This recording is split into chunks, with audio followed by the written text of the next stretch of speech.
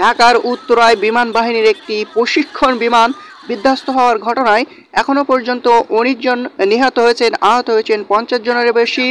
এমন একটি মর্মান্তিক ঘটনায় যেন থরথর করে কাঁপছে ঢাকাবাসী। এরই মাঝেই কিন্তু ঘটনাস্থলে ৯টি ফায়ার সার্ভিসের ইউনিট কাজ করছে এবং ৬টি অ্যাম্বুলেন্স কাজ করছে।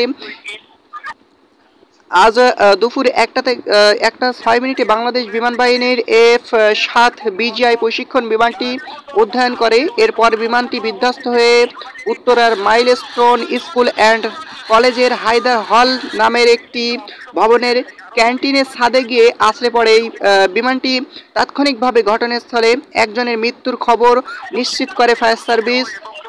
এদিকে শিক্ষা প্রতিষ্ঠানে বিমান দুর্ঘটনার খবরে স্বজনদের অনেকেই ঘটনাস্থলে ছুটে গেছেন। তাদের আহাজারিতে সেখানকার পরিবেশ ভারী হয়ে উঠছে ক্রমশ। অনেকেই প্রিয় মুখটির সন্ধানে এদিক ওদিক হন্য হয়ে ছুটে বেড়াচ্ছে। প্রিয় দর্শক, দেখতে পাচ্ছেন অনেকে কান্নায় ভেঙে পড়েছেন বিমান বিধ্বস্তে।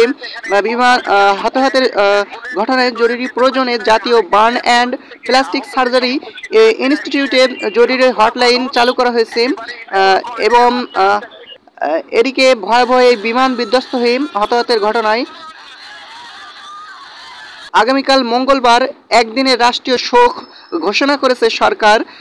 ওই দিন দেশের সব সরকারি, আধা সরকারি, স্বায়ত্তশাসিত প্রতিষ্ঠান এবং শিক্ষা প্রতিষ্ঠানে জাতীয় পতাকা অর্ধনমিত থাকবে। পাশাপাশি